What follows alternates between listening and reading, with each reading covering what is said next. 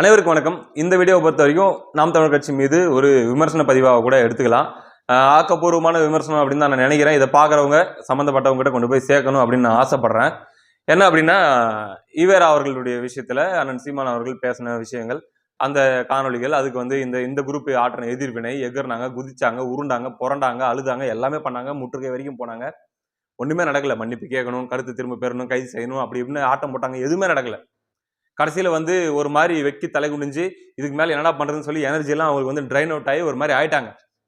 அதுக்கப்புறம் என்ன அவங்களுக்கு மேல இருந்து உத்தரவு வந்துச்சுன்னு தெரியல. ஈவேரா அவர்களை பத்தி இதுக்கு மேலே நம்ம பேசிட்டு இருந்தோம் அப்படின்னா, சீமான் அவர்களை அடிக்க மொத்தமா நமக்கு தான் ஓட்டு அரசியல் மிகப்பெரிய ஆபத்தா முடியும், அதை உடனடியாக நிறுத்துங்க அப்படின்ட்டு என்ன கட்டளை வந்துச்சுன்னு தெரியல. உடனடியாக அதை நிறுத்திட்டு மறுபடியும் விஜயலட்சுமி ஈழம் தலைவரோட சந்திப்பு ஒரிஜினலா ஃபேக்கா, அதுவா இதுவா, ஆமகறி சாப்பிட்டாங்களா இல்லையா, உடும்பு கறியா, அப்படியா இப்படியான்னு சொல்லி சம்மந்தமே இல்லாம அந்த பழைய காலத்துல ஒரு டெம்ப்ளேட் வச்சிருப்பாங்கல்ல, நாம் தமிழரையும் அண்ணன் சீமான் அவர்களையும் விமர்சிக்கிறதுக்கும் கேலி செய்யறதுக்கும் இதெல்லாம் நம்ம வச்சு பண்ணணும் அப்படின்ட்டு, அதே மறுபடியும் தூக்கிக்கிட்டு அந்த டெம்ப்ளேட்டுக்குள்ளே அந்த சிலபஸ்க்குள்ளேயே தொங்கிட்டு இருக்கிறாங்க கருஞ்சட்டை கும்பல்கள், திராவிட கும்பல்கள். அவங்களுக்கு அதை விட்டா வேற வழி இல்லை, வேற பொழப்பு இல்லை, நம்மளால புரிஞ்சிக்க முடியுது.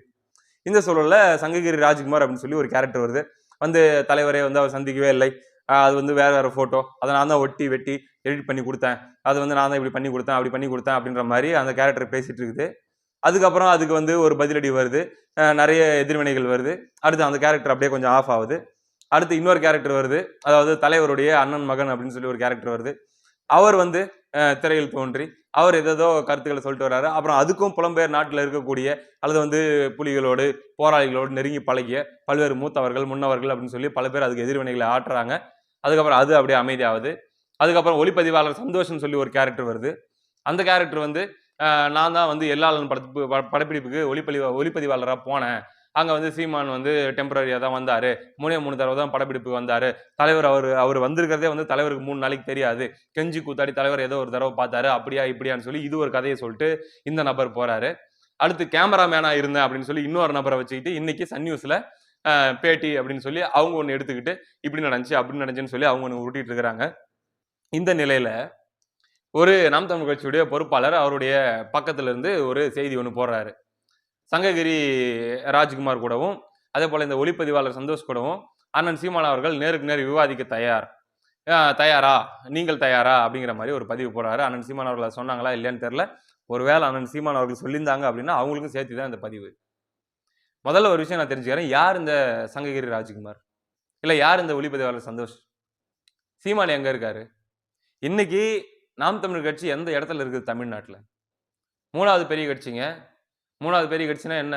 இதுக்கு முன்னாடி ஆரம்பிக்கப்பட்டு ஆஹா ஓஹோ அப்படின்னு சொல்லி பேசப்பட்டு முயற்சிகள் செஞ்சு வளர்ந்த எல்லா கட்சிகளையும் சேர்த்து தான் பாஜக, காங்கிரஸ், அதுக்கப்புறம் பார்த்தீங்கன்னா தேமுதிக, அதுக்கப்புறம் பார்த்தீங்கன்னா நீங்க பாமக, விசிக அப்படின்ட்டு இருக்கக்கூடிய எல்லா கட்சிகளையும் மேலே அவங்களை பின்னுக்கு தள்ளிட்டு மேலே நிற்கிற 3வது பெரிய கட்சியாக நாம் தமிழர் கட்சி இருக்குது. அப்போ எவ்வளோ பெரிய தலைவராக அண்ணன் சீமான் அவர்கள் இருக்காரு. 8% ஓட்டு ஒருத்தங்க தனியா நின்று மக்களை சந்திச்சு வாக்குகள் வாங்கி அங்கீகரிக்கப்பட்ட கட்சியாக மாறுறது அப்படிங்கிறது எவ்வளவு பெரிய விஷயம். அப்ப அந்த கட்சியின் தலைமை ஒருங்கிணைப்பாளராக தலைவராக இருப்பவர் அப்படிங்கிறவர் எவ்வளவு பெரிய இடத்துல இருக்கக்கூடியவர் அப்படிங்கிறத வெளியே இருக்கிறவங்க எல்லாருமே புரிஞ்சுக்கிறாங்க.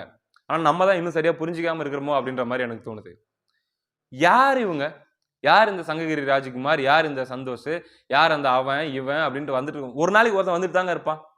ஏன் அப்படின்னா எப்படியாச்சும் இதை பயன்படுத்தி இதை உடச்சி விட்டுறணும், கெடுத்து விட்டுறணும் அப்படின்னு சொல்லி முயற்சி பண்ணிட்டு தான் இருப்பாங்க, வந்துட்டே தான் இருப்பான்.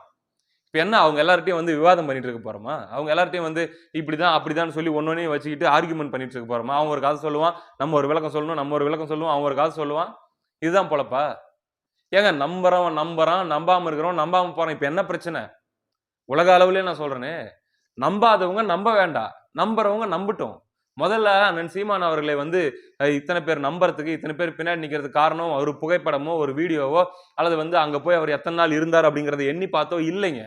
கடந்த 15 ஆண்டுகளாக அண்ணன் சீமான் அவர்கள் என்ன பேசி கொண்டு வருகிறார், என்ன அரசியலை முன்னெடுத்து வருகிறார், அதை எவ்வளவு வீரியமாக எடுத்து வருகிறார் அப்படிங்கிறத வச்சுதான் இத்தனை பேர் அவருக்கு பின்னாடி இருக்கிறாங்க. அப்படின்னும் போது அதை நிரூபிக்க வேண்டிய தேவை என்ன இருக்குது? கூட இருக்கிறவங்க நம்புறாங்களா? முடிஞ்சு அவ்வளவுதான்.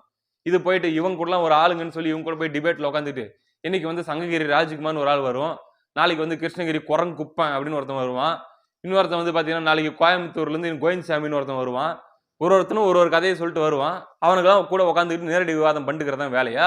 உடனே இப்படி ஒரு அறிவிப்பு வந்துருச்சு அப்படின்னு உடனே நியூஸ் 18ல உடனே போட ஆரம்பிச்சிட்டாங்க ஒரு நியூஸ் கார்டு. நாங்கள் இதை முன்னெடுக்க தயாராக இருக்கிறோம்.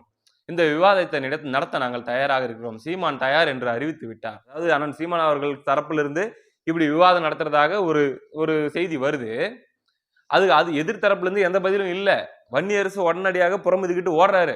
அதெல்லாம் இல்ல, அதெல்லாம் வேலைக்கு ஆகாது, எப்படி இருந்தாலும் சீமான் அது இதுன்னு சொல்லி ஏதோ ஒன்று சொல்லி உருட்டிடுவாரு, அதனால இதெல்லாம் தேவை கிடையாது அப்படி இப்படின்னு சொல்லி இந்த சந்தோஷ் ஒளிப்பதிவாளர் அப்படின்ற கேரக்டர் வரல அப்படிங்கிற மாதிரி தான். ஏன்னா இயக்குனதும் அமுச்சு விட்டதுமே வன்னியரசு தான் அப்படின்னும் போது இல்ல இது ஆவாதுன்னு சொல்லி அவங்க ஓடுறாங்க. இது இன்னொரு பக்கம் இருக்கட்டும், அவன் ஓடுறானோ வர்றானோ வரலையோ அதுல அவன் வந்து விவாதத்துல கலந்துக்கிறானோ, அண்ணன் சீமான் எதுக்கு இவங்களோட உட்காந்து விவாதிச்சுட்டு இருக்கணும்? ஏங்க அந்த காலகட்டங்களில் 15-16 வருஷத்துக்கு முந்தைய காலகட்டங்கள்ல அன்னைக்கு அவரோட பழகினவங்க, தோழராக இருந்தவங்க, பெரியார் இயக்கங்கள் இருந்தவங்க, அங்க இருந்தவங்க இங்க இருந்தவங்க அப்படிங்க எல்லாருமே பழைய நட்பை மறக்காம, பழைய பழக்கத்தை மறக்காம எல்லாருமே ஓகே எல்லாரும் ஒண்ணுதான் அப்படின்றது அண்ணன் சீமான் அவர்களுடைய பெருந்தன்மையாகவே இருக்கட்டும். ஆனா அவங்க அப்படி இருக்காங்களா?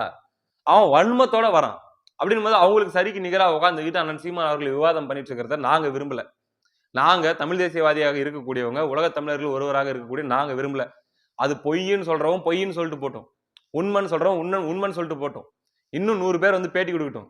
அப்படி இல்லையா அண்ணன் சீமான் அவர்களுக்கு ஆதரவாக இது உண்மைதாங்க, அவர் வந்தது உண்மைதாங்க, தலைவரை சந்திச்சது உண்மைதாங்க, அங்க நடந்த நிகழ்வுகள்லாம் உண்மைதாங்க அப்படின்னு சொல்லி பல போராளிகள் வந்து பேட்டி கொடுக்க போறாங்க, பல கண்ணால் பார்த்த சாட்சிகள் வந்து பேச போறாங்க அப்படின்னா அவங்க பேசட்டும். அல்லது வந்து இந்த மாதிரி யூடியூப் வச்சுட்டு இருக்கிறவங்க அல்லது வந்து தம்பிகளா இருக்கக்கூடியவங்க அவங்க பேசட்டும்.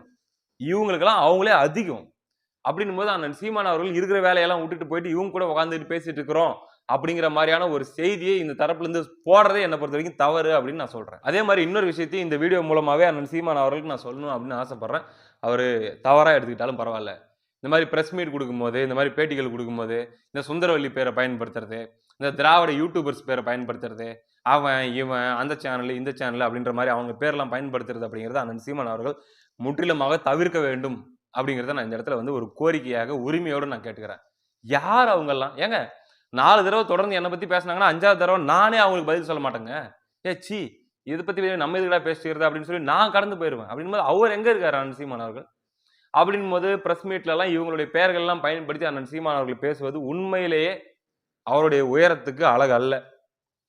8% ஓட்டை வாங்கி 3வது பெரிய கட்சியாக தமிழ்நாடு மாதிரியான ஒரு மாநிலத்தில் உயர்ந்து நிற்கிறது அப்படிங்கிறது எவ்வளோ பெரிய உயரம் அப்படின்னு சொல்லி மற்றவங்க எல்லாம் ரியலைஸ் பண்ணிட்டாங்க.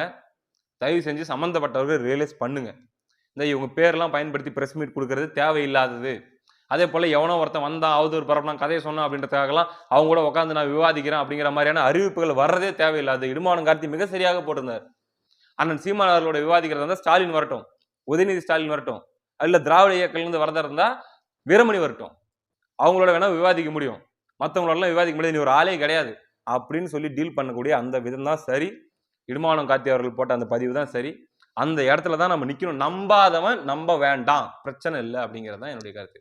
இதே போல இன்னொரு ஒரு உதாரணத்தை மட்டும் நான் சொல்லிட்டு இந்த வீடியோவை நான் முடிச்சுக்கணும் அப்படின்னு ஆசைப்படுறேன். நாம் தமிழ் கட்சி எப்படிப்பட்ட கட்சி, அண்ணன் சீமான் அவர்கள் சாதிச்சிருக்கிறதும் நாம் தமிழ் கட்சி சாதிச்சிருக்கிறதும் எப்படிப்பட்ட உயரம் அப்படிங்கிறத நமக்கு வேணா ரொம்ப சாதாரணமா, ஏன்னா நம்ம 1% பார்த்துருப்போம், அடுத்து 3.5% பார்த்துருப்போம், அடுத்து அப்படியே 8% பார்த்துருப்போம், 6.25% பார்த்துருப்போம், அடுத்து 8% பார்த்துருப்போம்.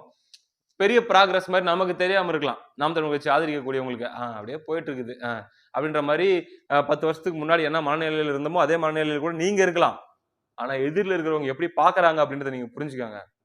ஒரு முன்னாள் அமைச்சர் சொன்ன வார்த்தை, டேய், அதாவது ஒருத்தர் வந்து கேலியா அவர்கிட்ட அண்ணன் சீமானை பத்தியும் நாம் தமிழ் கட்சி பத்தியும் பேசும்போது அவர் சொன்ன வார்த்தை, டேய் என்னடா பேசிட்டு இருக்கிறீங்க, இன்னைக்கு தேதிக்கு உலகத்திலேயே ஒரு சில யூடியூப் சேனல்களை மட்டுமே தனக்கு ஊடகமாக வச்சுக்கிட்டு மேடையா பேசி ஒத்தையாளா எந்த பின்புலமும் இல்லாம அரசியல் பேசி ஒருத்தன் 8% ஓட்டு வாங்கி வளர்ந்து நிக்கிறது அப்படிங்கிறது உலக சாதனடா. அது எவனாலையும் எதையும் பண்ண முடியாது. இப்படிலாம் அப்படிப்பட்ட இடத்துல நிக்கிறாங்க. நீ சீமானை பத்தி சாதாரணமா நினைச்சிடாத, நாம் தமிழ் கட்சியை பத்தி சாதாரணமா நினைச்சிடாத அப்படின்னு சொல்லி எதிரில் இருக்கக்கூடியவங்களுக்கு, நம்மளை வீழ்த்தணும்னு நினைக்கக்கூடியவங்களுக்கு கூட தெரியுது. ஆனா இங்க இருக்கக்கூடியவங்களுக்கு பல பேருக்கு இன்னுமே தங்களுடைய உயரம் தெரிய மாட்டேங்குது. அதனால அவன் விவாதத்துக்கு வரானோ வரலையோ, இன்னும் 10 பேர் வந்து என்ன வேணா பேசிட்டு போறான். இந்த அண்ணன் சீமான் அவர்கள் போய் நேரடி விவாதத்தில் கலந்துப்பாரு, அவங்களோட பேசுவார், இவங்களோட பேசுவார் அப்படின்ற மாதிரியான அறிவிப்புகளை விடுறது, இந்த மாதிரியான அண்ணன் சீமானே ஒருவேளை அவரா சொல்றதா இருந்தாலும் சரி, அதை தவிர்க்கணும்னு சொல்லி கேட்டுக்கிறேன். அடுத்த காணொலியில் சந்திப்போம். நன்றி.